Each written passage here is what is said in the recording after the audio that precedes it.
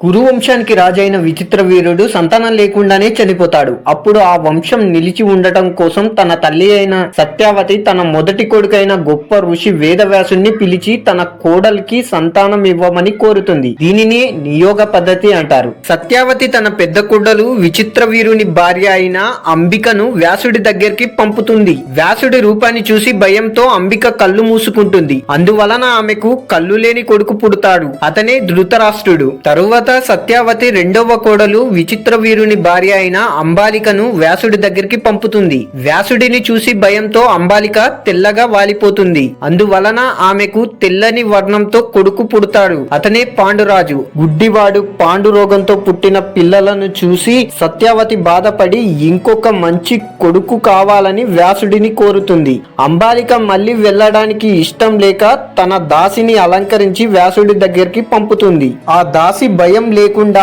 అసహించుకోకుండా వ్యాసుడికి సేవ చేస్తుంది. ఆ దాసికి విదురుడు జన్మిస్తాడు. విదురుడు ధర్మదేవత అంశతో జన్మించినట్టు చెబుతారు. ఈ ముగ్గురు విచిత్ర వీరుడు చనిపోయిన తర్వాత వేదవ్యాసుడి అనుగ్రహం వలన జన్మిస్తారు. ఈ ముగ్గురు పిల్లల్ని భీష్ముడే పెంచుతాడు. మొదటి కొడుకైన ధృతరాష్ట్రుడు అంధుడు కావడంతో రాజయ్య అర్హతను కోల్పోతాడు. మూడవ కొడుకైన విదురుడు దాసి కుమారుడు కావడంతో ఆయనకు రాజు అయ్యే అర్హత లేదు. అందువలన పాండురాజునే మహారాజుగా పట్టాభిషేకం చేస్తారు.